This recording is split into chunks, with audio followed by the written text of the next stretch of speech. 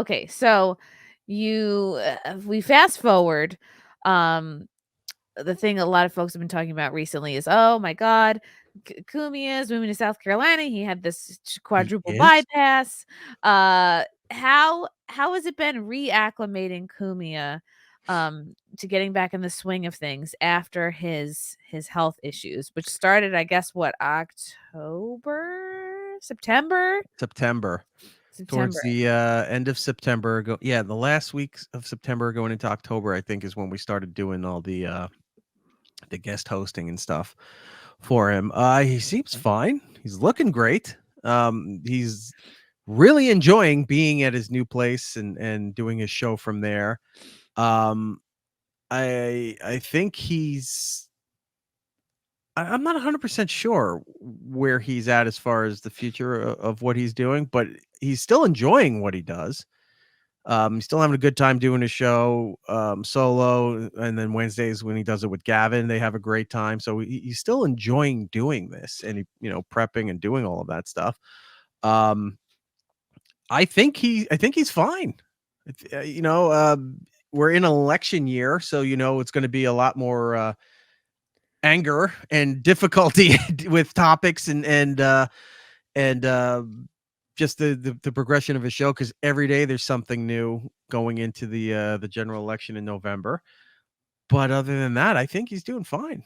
Interesting. Yeah, his new set does look really good, and It's uh, it's it's great sorry. considering how much he used to shit on people who had bookshelves behind on all that Really? stuff Did he with little. really? He Oh shat yeah. on the bookshelf community? Oh Yeah, my I was god. trying to go back through some of the archives to find where he did it, but I don't have the notes that detailed for when he was making that. It was a small comment, but he'd always laugh about people's bookshelves with their tchotchkes or their Funko Pops or whatever was on their exactly Mhm. was ever in their background there. And then lo and behold, there he is with the setup, but he's got pictures of Patrice and 70s detectives and all kinds of weaponry. And Mhm. I um I His pieces of found flair. I found some old O&A stuff from our old studios, because we had several Ooh. studios. We kept moving around between XM, Sirius XM, CBS, all that. We had many different studios we were doing. I found some old stuff that I showed Ant, and hopefully in the next couple of weeks I can get it down there to him so he can debut it in the background. But I think all of it, but I think one thing in particular people are going to really love to see in the background if he shows it. Ooh. So, Okay, little tune in. tease for everybody. I can't wait what the little background trinkets will be. Um, The okay. pickled But punk. Yes, you guessed it. No, he would take that out and shoot the thing. so you had Would You Kindly on Compound. Now you have It's Erik Nagel, which people can listen to on iHeart. Right. What would you like to see for the future of Compound? For Compound, it all depends on what Anthony wants to do going forward. Like Anthony's kind of a hybrid right now where he's like a snowbird almost, 3 weeks in South Carolina, a week in New York, then another 3 weeks in South Carolina, another week in New York. And we'll just see, like, come summertime, if he's going to Yeah. travel or if he's going to do whatever he's going to do. I'm hopeful for it. I would love to see, some new stuff that we could do, that we can expand and take some shots on it. It's just difficult.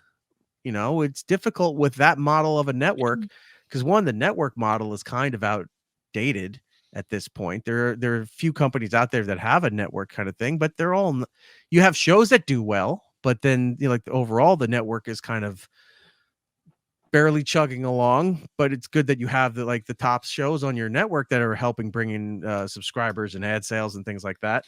I would like to see it do more, but who knows? The way a lot of this stuff looks nowadays is everyone's finding more success in just being self-contained and Mhm. whittling it down. Like, you may do multiple shows, but you're still the same host hosting different variations of your program that people like. you don't have a network where you have 7 to 8 shows like radio stations used to have, the morning, midday, afternoon, evening personalities. And you would go there because, you know, you might like the afternoon show. You may not like the morning show, but the morning show brings in the most money. And you're like, there's always these different things for you to choose. Now it's like you go to your channel because I like Chrissie's programming and I see what she does. Her Simpcast on Sunday night, where she's got like 19 people on the screen, and you're trying to figure out what everyone's talking about. And it's not a knock; it's always fun because I pop into your room and I'm like, I don't know what the topic is. I'm trying to figure it out. We don't know either. It's a lot of fun. And then you have a show like this where you're doing 101, and then you used to do your morning thing, and then you have some other things where I see your alerts pop up and you're doing something different. But people are coming to see you, to subscribe to you, to see the content you're doing or other shows that you're going to be on. That seems to be the way a lot of people consume their content now.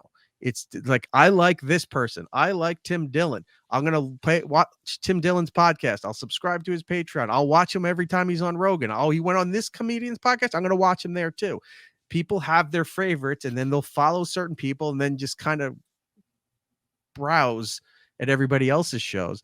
I don't think going to a whole network is really that feasible anymore, but you know, we'll see. I have hopes that we will figure out something to do going forward. Hopefully and also, you know, the climate's got to change.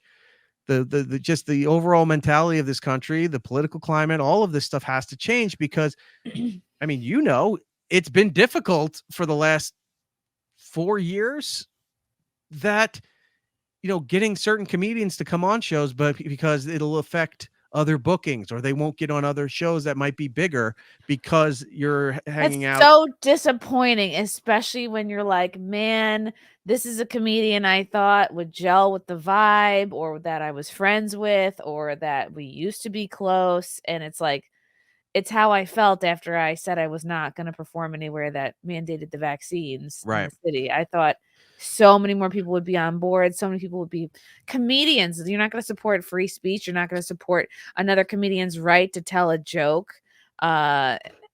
Thinking like everyone's going to be on board with this, and then you're just like, oh no, like people just want to get famous.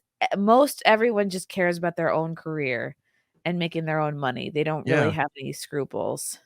Yeah, it is disheartening. And look, but if you're friends with people who have had success, right? Comic, show host, whatever. And then when you start to see them reel back on some other things, it sucks, but professionally you have to understand a little bit whether you agree with it or not. It's like I can't Yeah, get mad they're at them for doing not what coming they on. think they need to do to feed their family. They Right. maybe are in a position they Or it's think they have it's another not worth taking the opportunity for something risk. that they have to take. Yeah. I get that, but that's kind of the reason why you don't see a lot of the, and I hate saying this, but it's kind of the reason you don't see a lot of the comics that you used to see come on to Anthony's show or to Compound or whatever, because there's just like a stigmatism around the network, and they are all in the, I need to get on this person's podcast in order to get on this special, to, you know, that they're doing what they have to do for their careers. I get it. It just kind of sucks when you're friends with a lot of these people. It's not even associate. You're friends with a lot of these people, and you got to they pull you aside and they got to talk to you about why they can't do certain things. And you go, all right, I get it. It sucks, but I understand it. And I wouldn't like want to ruin things for them or bash them or anything, because it's not like that. But it's also disappointing because that's the way everything is played right now. They got to It be does suck careful. a little bit, like, if your podcast or your show is not a stepping stool for them, then it's not worth their time. It's like, ugh. Uh, yes and no. That is true. If you're friends with people, there's people who go on their friends' podcast, and their podcast may not be as big or will sell tickets or benefit them in the way they want, but that's what being a good friend is, you know. There's other things that go around. It's like maybe there's other problematic things. Like look what happened to Shane. You know, his comic friends all hung around, but for a while he wasn't getting invited onto outside of Rogan. He wasn't getting invited onto a lot of other shows while the heat was still on him, you Mm, know, but Rogan didn't 'cause give a people shit. were waiting and seeing. I mean, Rogan is you could argue that that's the one that He's matters the untouchable, most. you Yeah. know, and it's not like he's untouchable in the way where he's daring the rest of the world or daring the other networks and stuff to say, like, I dare you to try to take me down. Like he's talking shit about them. He keeps his mouth shut. He focuses on what he wants to do, what he wants to talk about, and he talks to who he wants to talk about. He doesn't care. And whatever the fallout, the outcome, whatever, so be it. He just does what he wants to do. Where, and he would have Shane on, and which was fantastic. And then it helped Shane, but not everybody else is that willing to stick. I won't even say Joe stuck his neck out for him, but nobody else is that willing to lend that kind of helping hand if somebody had something go on that could, I mean, it came out terrible in the public, but could have been just, this people overreacting like a lot of do. Unfortunately, just as the climate we're in right now, not everyone's going to be so daring, so bold to help somebody if they don't have to, or if it could potentially damage something that they're building. Everyone's building stuff now. It's like you're not just working on your material; they're building brands. Everything's marketing, which I get, but you also have to have the human element to it too. Outside of the marketing and the branding, it's like, well, all right, you're on the right platforms, you're on the right, you're the algorithm's starting to recognize you and everything, but you also got to be a person to a lot of these other people in real life, not just you're the host and then nothing exists except unless you're on camera or on the microphone. Again, that's unfortunately where we're at right now. So it's difficult for, I know other networks in the city who I've talked to people over there, and I've heard some of the issues that they're going through, and a lot of them similar to what Compound goes through. Maybe not certain things to a higher level at Compound than other networks, but everyone's feeling this kind of pinch, this kind of, we got to tread lightly, because you want to go out and you want to say what you want and do what you want to do, and you can, but then when the rest of the industry or the rest of the world doesn't react the way you expect them to react to it, well, that's the consequences to it. It's everything's a gamble. It may work out for you in your favor, it may not. So what can you do? You Right. try, It sounds but like what it sounds like what a lot of maybe the fans might not know, or the viewers might not know. It's not enough to just be like, we're a free speech network. but that doesn't even mean That anything are anymore. bringing in, like, we prioritize funny first. We prioritize content. We support our talent like that. You would think that the layperson would think, shouldn't that be enough? Like, why should it be so hard? And it's just, Right. it sounds like what you're saying, it's impossible to avoid any type of this consequence culture that is, to a lesser degree, basically cancel culture infecting every We've aspect of seen what we do. I'm not even say a year, but within a year, we've seen the RIP Steve C, the pendulum moving back the other way, where it's not quite center yet, but it's at least closer than it used to be in the last few years. But people still want to say, it's like free speech. I want to say whatever the hell I want to say, and I don't give a fuck about what everybody else is going to say and do. And okay, but then you realize you're not going to get advertising, you're not going to get guest booking, you're not going to get any kind of potential network helping or something like that. If you can find a way to do it and pull it off where your YouTube or your Twitch, you get your subscribers there, you get your gifted memberships, you get your super chats, you get your Patreon people, and you can self-sustain that way. God bless you. That's what makes this country great. You could do it, and you're doing it despite what the way you have to do business. You're doing it your way. God bless you. Not everyone can. They want to try, but not everyone succeeds at it. So when you still have to deal in the real business world, as fucked up as it may be, and you got to, bite your tongue sometimes, or you not say this thing or not do something, and you're just like, it's not worth, this isn't the fight I need right now. I'll do it later on when it means something. You got to do all of that stuff, and you don't want to do it, but people want to say, oh, well, why did they censor this on their YouTube, or they cut this out of their video because they're afraid, or it's like, free speech doesn't just mean you get to say racial slurs and you get to attack people and wish people What? dead and all of this stuff. I I'm know, out. Chrissie, I know that's your bread and butter, but still, that doesn't just mean free speech stuff. And when they say First Amendment online, your First Amendment doesn't mean anything. It doesn't matter. Read what the First Amendment is. It's just that you won't get arrested by the police for saying what you're saying.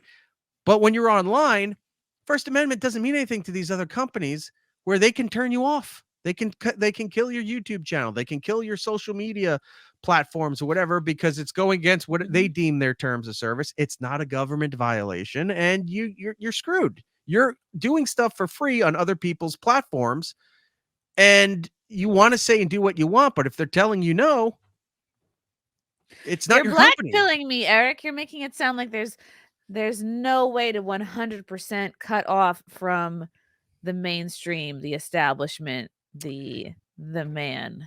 There is, if you could be like those Minutemen guys that go out into the woods and they're skinning, varmints and they're making their own stews and preparing for the collapse of the government. I guess that's the way you can do it. But if you want to do anything in tech, anything streaming, anything broadcasting, anything, I'm sorry, these are the rules. It sucks. You can fight it as much as you want, and maybe you have some victories, and maybe you make some leeway to do some of these things, but you can't just come But out guns just blazing all the time but and say, look I'll at say and do whatever I yeah. want. Look at what happened to Nick Fuentes. Look at what happened to Kanye. It's like, all right, you can say what you want. You're going to be pushed to the very corners of the internet, if not completely out. I mean, Kanye Yeah, doesn't when need you're to. a multimillionaire too, and you're Yeah. having that fight, it's hard to find sympathy for Kanye, Right. who has Right. hundreds of millions of dollars, but they He just doesn't need canceled his that. sneaker line and He'll be because okay. it's like you're not really fighting the fight. You're just being an asshole, or you're just being outrageous and want to say whatever you want. I don't know. It just sucks all over, and it's difficult nowadays to try to make things better in certain places because it's really hard. You can't in some ways. There's a lot of companies that just like put you on these lists, like, oh, these advertisers are not allowed to advertise on this network, or these creditor companies are not allowed to do business with you because of stuff that you've said or video clips that's out there. They can do that.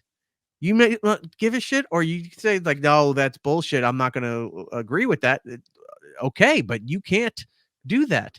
We know people, we know other shows and other companies and stuff that have problems with creditors because you're not allowed to process a credit card yourself. That's illegal. You have to have a third party that processes your payments for you. And if they won't, you want to sell gatekeeping, the gateway for everything with banks. If they won't do work business with you, you're fucked. You Right. How do you you have sell to. subscriptions? How do you sell tickets? How do you Mhm. sell t-shirts?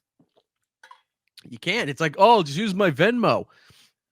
All right. Well, you can't do bigger business just on a Venmo or a Zelle or any of that stuff. Yeah. And if they're tied into the banks and the banks get a hold of that list and it's like, hey, you were not keeping your savings here anymore. I mean, look at the weed industry, right? Up until recently, or I mean, I think a few states have this issue, but when states started legalizing, it was still illegal federally. So these weed companies can't use the bank because the banks are federal. So they couldn't do their Yep. business. They couldn't have their savings there. They couldn't process anything, all that.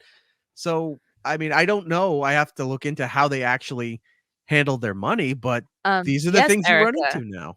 Yes, Erica, there are actual blacklists. Like it's there are 100%.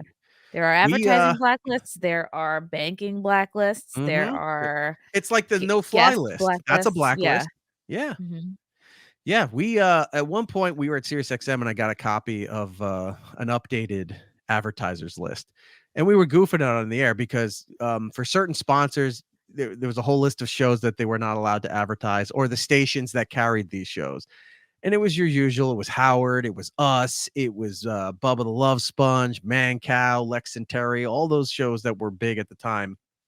Uh, were not allowed to have advertising from companies like McDonald's or Toyota or things along those lines because the shows were problematic and they didn't want to be tied to um, risque and unfiltered opinions on the radio. So they were not allowed to advertise on any of that stuff. It's even worse now. So if you lose the banking, you're fucked. Social, you lose your Twitter account, you can make another Twitter account and Right. do whatever. But yeah, you lose some of the other platforms, you're screwed. So when it comes down to the free speech stuff, it's like, sorry. I mean, you can go and say what you want, but there's repercussions You and might you not have be able to to get deal with it. advertisers. Yep. Yeah. Yep. And there's not always I don't know. People say different things about Black Rifle coffee, but there's not all like in a perfect world there would be a based version of every advertiser that you could get, and that would be like, "Oh yeah, I would love to support your funny, slightly racist show," but I guess That's in your press release. that's the Our work. funny, That's the slightly work. racist show, Chrissie Mayr. Yeah, Yeah. slightly. Just so slightly. I guess that's the work of our generation is like is setting up this parallel economy and really finding those brands and those companies that align with your values and supporting them hardcore. Love you guys. Thank you for the chats. Thank you for the comments. I will see you guys tomorrow. Bye. Bye. All right. Love you guys. God, I don't even want to leave. This candle smells so good. I don't want to leave. All right. Love you guys. Talk to you soon. Bye. Love you all. Join the Discord. Feet. Love you all. Wow. You guys are awesome. Come and get it. Bye, guys. Bye. Now I'm really leaving. Love you. Bye.